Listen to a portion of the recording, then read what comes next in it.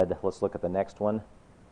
After this I looked, and there was another, like a leopard, which had on its back 4 wings of a bird. The beast also had 4 heads, and dominion was given to it. So why do you think Greece was portrayed as a leopard? And why 4 heads and 4 wings? Swift. Leopard's swift, right? It's known for its speed. And why the 4 heads and 4 wings? Sorry? 4 corners, going, maybe, probably going in all different directions that it spread. And the 4 wings would go along with the rapidity of spread, just kind of like with the speed of the leopard. There's the speed of having 4 wings and being able to fly very rapidly. And while here's one of those, is this literal or figurative questions? Right after Alexander the Great, Greece split into 4 parts. And so a lot of people say, well, the 4 heads are the 4 parts. But it probably fits a little better with just their spread in all directions. Even though they predominantly spread east and south, they did spread in all directions. This is a busier map, but here's Greece over here. Here we are with Israel right in this little strip right along here, and look at how far they spread all the way over into India. And what's amazing is that happened in 10 years. We couldn't do that today with our armies. We couldn't take all that land in 10 years today unless you drop nuclear bombs on everybody. But I mean, seriously, that's an amazing conquest, and it's amazing when you read about what Alexander the Great did. But from 333 to 323 BC, he conquered really the known world, and so that goes along with the rapidity. It's beyond the scope of this class to talk about all that, but if you're intrigued by history, which most of you probably aren't, except for the history professor here, but it's really interesting to read about all that. So we'll talk about that a little more as we get into the next class, actually, because there's more talked about in Greece in the next prophecy. So let's go on to the 4th beast now. And I'll tell you, the images on here are not what I envision. I couldn't find anything close to what's in my head when I read this passage.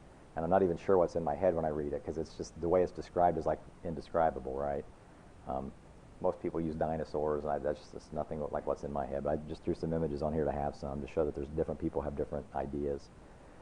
But verses 7 and 8, after this I saw in the night visions, and behold, a 4th beast, dreadful and terrible, exceedingly strong. It had huge iron teeth. It was devouring, breaking in pieces, and trampling the residue with its feet. It was different from all the beasts that were before it, and it had 10 horns. I was considering the horns, and there was another horn, a little one, coming up among them, before whom 3 of the first horns were plucked out by the roots. And there in this horn were eyes like the eyes of a man, and a mouth speaking pompous words. So this beast is very different from the prior beast. He says that. We can tell that when we read it. How was Rome different from all the prior world powers? Why do you mean by that?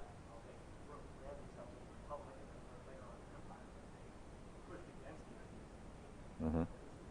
Yeah. So it's very different just in its structure, for one thing. And we understand a little bit of that just because from studying the New Testament, we know that Judea was under Roman control, but they weren't really part of Rome, right? They were separate from Rome, but yet they were under Rome's control. And so that's a lot of how the nation was, parts of the nation were made up. You know a lot more about Rome than I do, I know, but it's a very different structure. So what are some other ways it was different?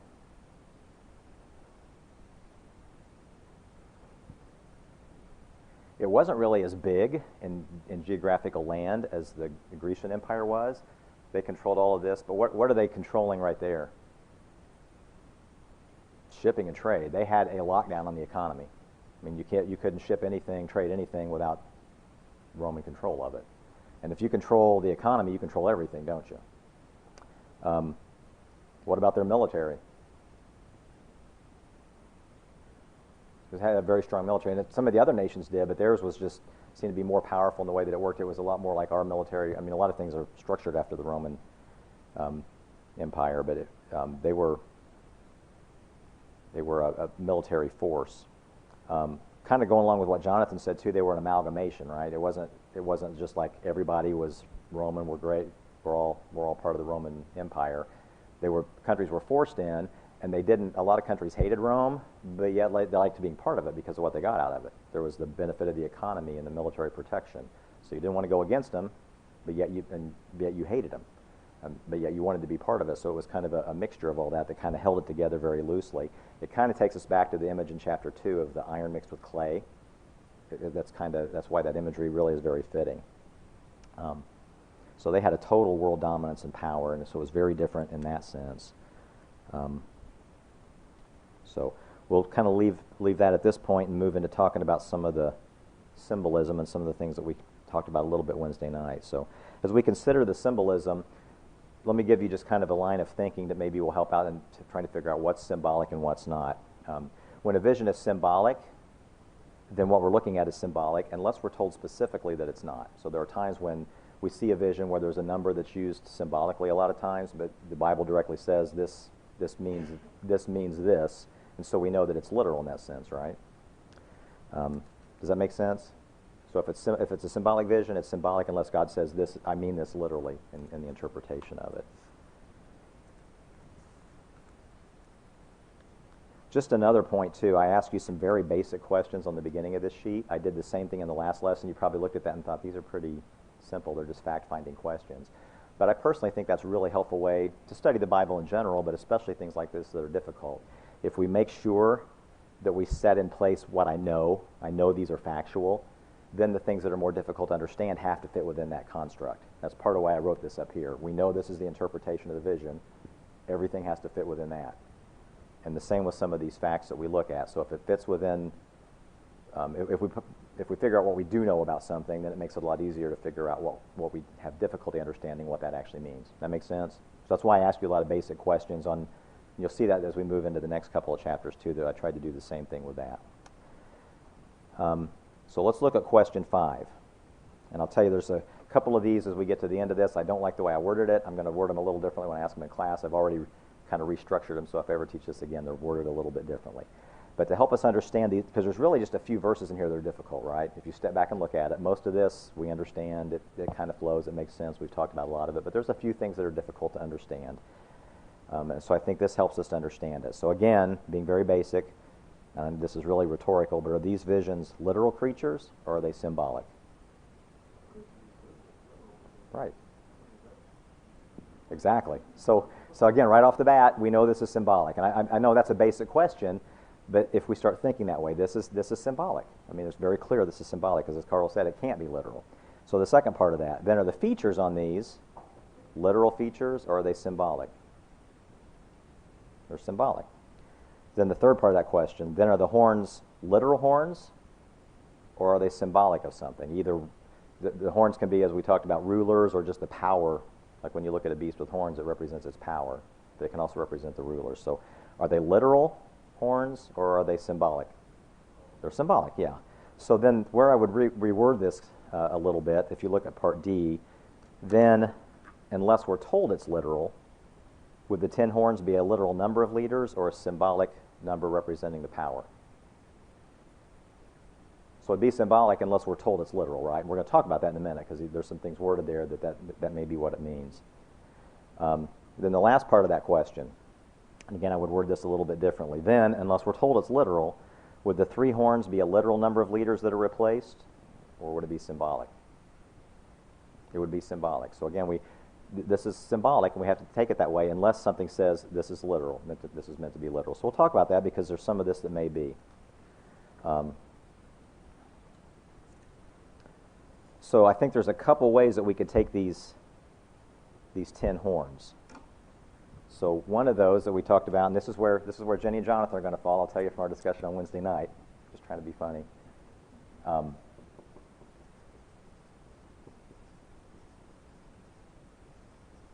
So one possibility is that it's a literal 10 emperors and then this other horn's coming up, right? Why is that a possibility when you read the wording there? Well, one's that it works out, but that can't be the reason that we do it just because it works out, right? Because again, this is a symbolic vision, and so 10 is symbolic unless something tells us it's literal. So is there something here that tells us this actually meant to be 10 as a number? What's verse 24 say?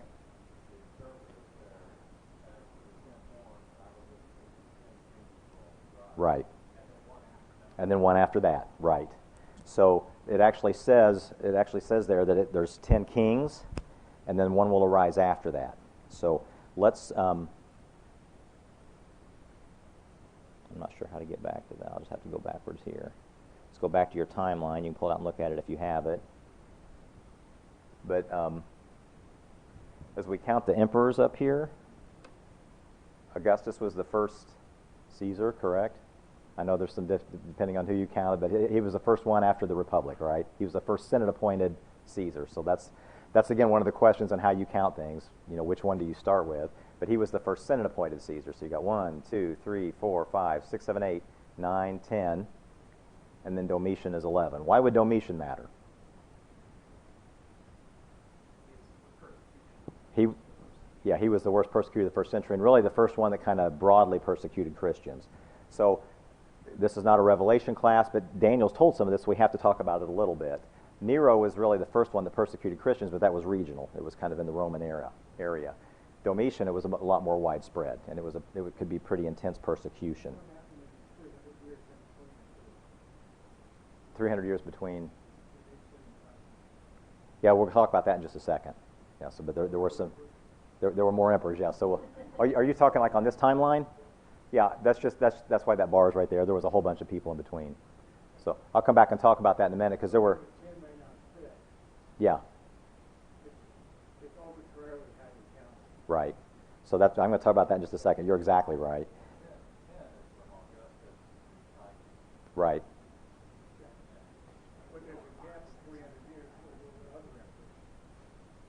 Yes. Yeah. So we'll come back and talk about that in a minute. But right now we're talking about, could this be a literal 10? It potentially can be taken that way because Domitian was the 11th.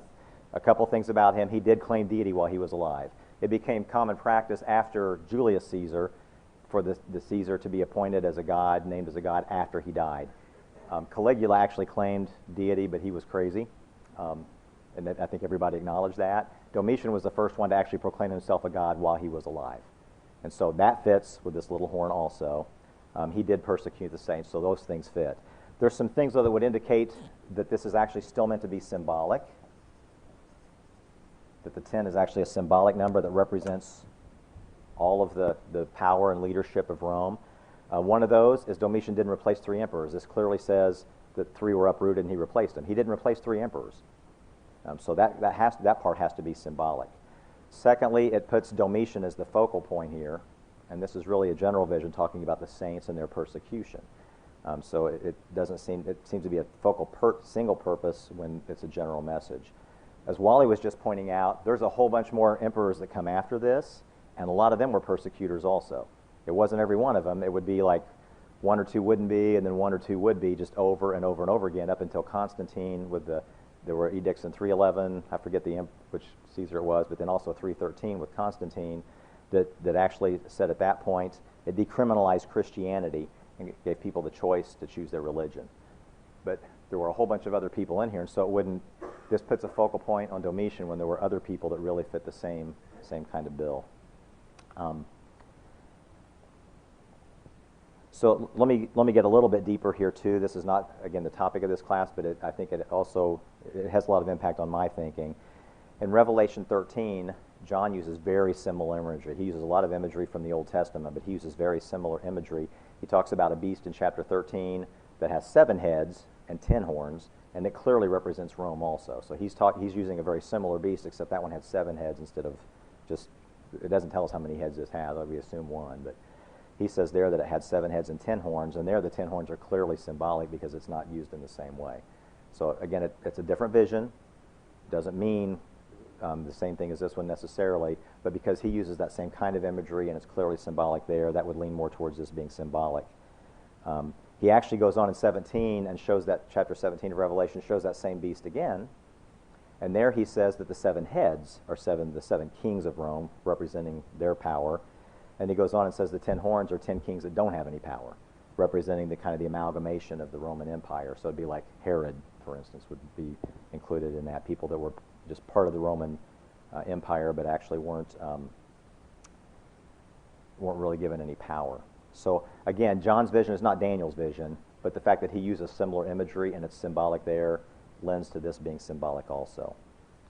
So rather than just being literal, it's also possible, and to me more probable, that it's symbolic of all of the persecuting emperors of Rome. So Domitian would be one of those, but not the only one. So that seems a better fit to me, that it represents the total world power the nation has. So then how would we explain the 10? Because it said, as it was pointed out, it says the 10 horns are 10 kings who shall arise from this kingdom, and another shall rise after them. So here's how this looks a little bit different to me. The 4 kingdoms that we talked about, remember what I said about being sequential? You see one beast, then another beast, then another beast, then another beast. But here there's not one horn, then another horn, then another horn. There's 10 at once, and then this one comes into play after the 10. So it seems to me he's saying there's the 10 that represent all their power, and then there's one that rises up that's not part of that kind of power, that's different from that. Does that make sense? No?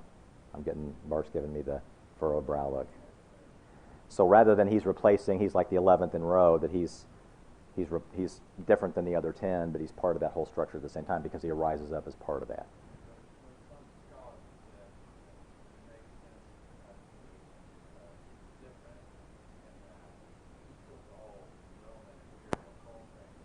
Mm-hmm. Yeah.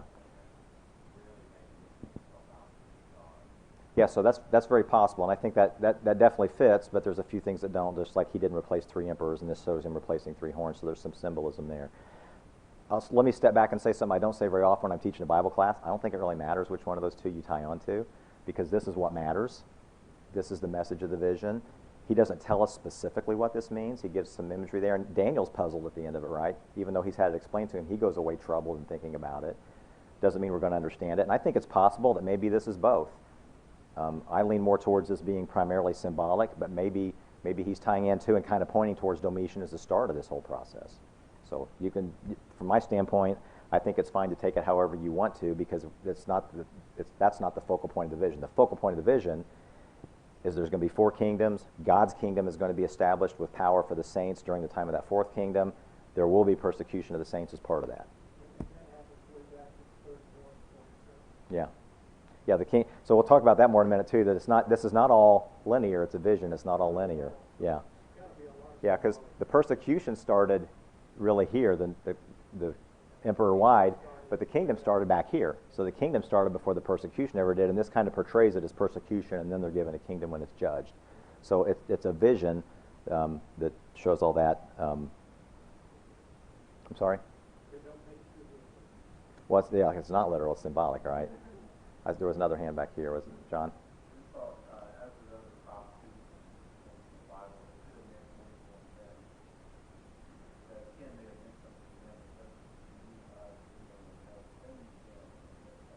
Mm-hmm. Yeah.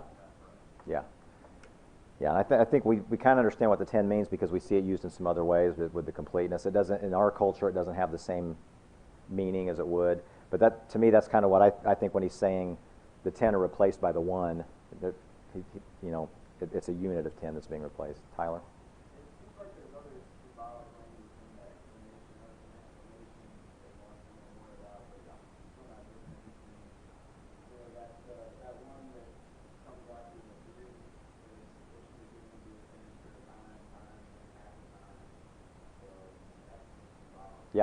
Yeah, that's symbolic of what? I'm sorry? It's incompleteness, and there's always persecution associated with that, right? So he's showing it's persecution that's going to end. It's not permanent persecution, but you're right, that's symbolic too. So he's using symbolism and giving the interpretation. But again, just keep the meaning in mind. We've talked about the interpretation. God gave us the interpretation. That's what he wants us to know out of it. There's some symbolism given here that may mean one or the other aspect to it, as I've listed below. There are lots of other interpretations out there. If you want to read all kinds of other commentaries, you're going to see a lot of things specifically tied to premillennialism. They'll talk about there's got to be 10 kingdoms under Rome at one time, and so since that didn't happen, there's going to be a new Rome established with 10 kings at once, and then this little horn is the Antichrist, and Jesus will establish his kingdom. That doesn't fit with what we read in the Bible, so we know that's not true. But there's a lot of other interpretations. Whatever you understand, it has to fit within what we're told and within the rest of the Bible and what the Bible teaches. Let's move forward. Let's start thinking about question 6 here with this little horn. What did the little horn do?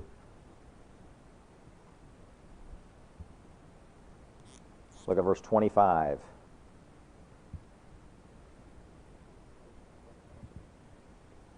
Pompous words against the Most High.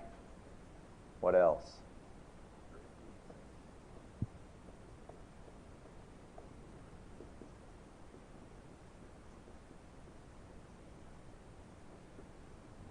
What else? Intended to change.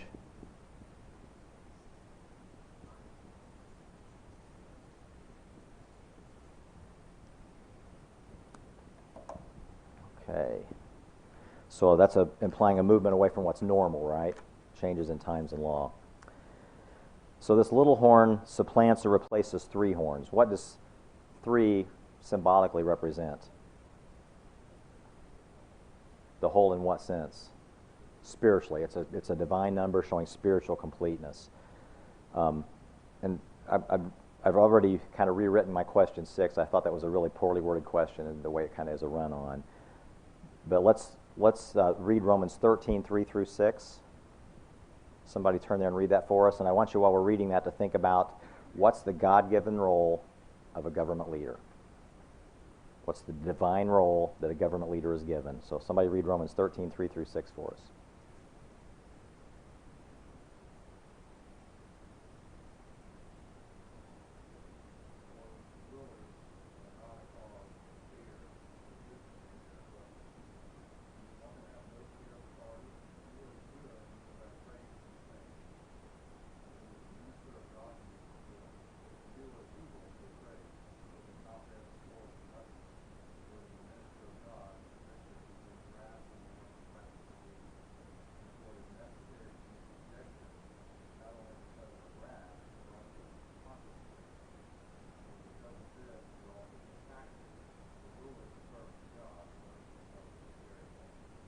So what's the divine, God-given role of a ruler?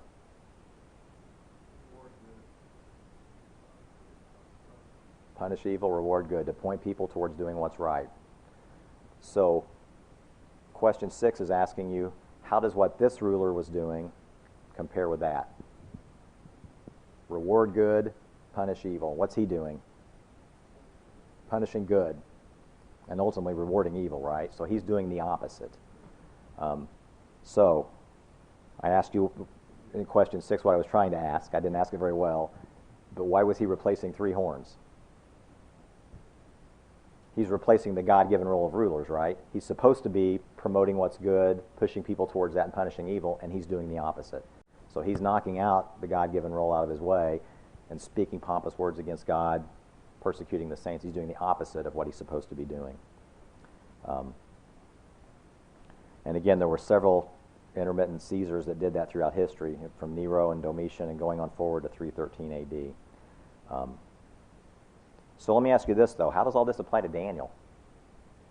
One of the things we've talked about before is that when information is given, it has to have some application to the people getting it. How would that apply to Daniel?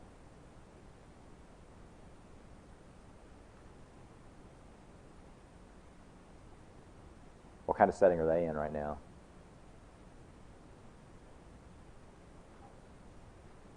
He's in captivity. He was in a high position. He's not at this point, probably, right? Because Belshazzar, in a few years down the road, doesn't even really recall who Daniel is or what he did. Their people are in captivity. He's seen a succession of decline in this nation, right? And one of the things we talked about is maybe what's in his head is what all this decline, what's going to happen in the world. And so he's given this vision of the things that are going to happen. And there's a message about God's people. So he's told there's going to be persecution. They're being persecuted now. There's going to be persecution coming later. But what's the ultimate message for him? God's people are going to receive a permanent, eternal kingdom that's more powerful than any world nation, right? So that's the message that he's given. How would that be of an encouragement to him and the people of that day? How would it be an encouragement to us to know that? Yeah. Yeah. You want to choose to be on the winning side or be on the other side? That's kind of it's simplifying, but that's really what it is. You can be on God's side and be on the winning side, or you can give up and be on the other side. But God's side is the side that's going to win. So he's given this message showing the future vision that God's in control and his kingdom is going to be the powerful one. All right. I'll wait here for a second, catch up. So let's go on and look at the kingdom of the Son. Question 7.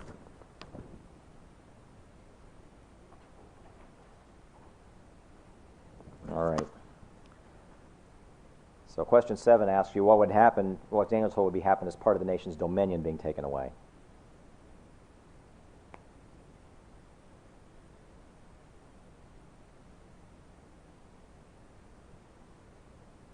There's going to be the everlasting kingdom established, right? His everlasting kingdom. And as Wally was pointing out, it's important to remember that we're not really seeing a linear storyline here. This is a vision. It's a symbolic picture. Just like when you look at a painting, you don't see one thing after another. There's a lot of elements put in there sometimes. When you see a painting that depicts like a Bible story, you see a lot of different things in it that happen, telling different parts of the timeline, right? So Daniel's seeing this vision. It's not necessarily all in, chronological order through the entire thing, from one event exactly to the next. Rome didn't really end until 5th, 6th century A.D. So even though this says they were judged, the kingdom was started back in 33 A.D. The persecution started after that, but from God's standpoint, he'd already judged them, right? He didn't have to wait to judge them. He had already judged them. That judgment's come to pass. He set everything in place. It's going to happen this way. The kingdom's going to end. So it's not necessarily chronological the way we think of it, because God's not bound by time when he makes those decisions and sets in play the things that are going to happen. He had a plan for this way before it ever happened. We're told that way back here in 533 BC about all these things that are going to be happening. So God's already set this in place. He's already had a plan. We're told way back here in 533 he's judging this kingdom. And the kingdom doesn't even exist yet at this point. Oh, I shouldn't say kingdom, I guess, the empire. But their dominance ended a lot later than that, but they had already been judged by God. So again, it's not, as Wally was saying, it's not all chronological specifically in the way that we think of it. So let's talk about the suffering of the saints and the judgment of nations. So it seems this little horn is very powerful. But in verse 25, there's an interesting phrase. Then the saints shall be given into his hand for time, times, and half a time. How does that show that this is actually all under God's control?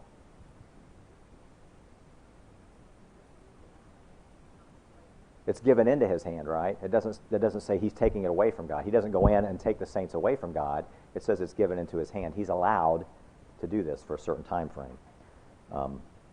So it's a temporary persecution and suffering that he's allowed to accomplish. All right, we almost got through it all, actually. So I'll look at this. We may kind of wrap this up the next time we meet, because we'll have a singing on Wednesday, and we'll meet again next Sunday. We may just jump on into the next class. But thanks, everybody.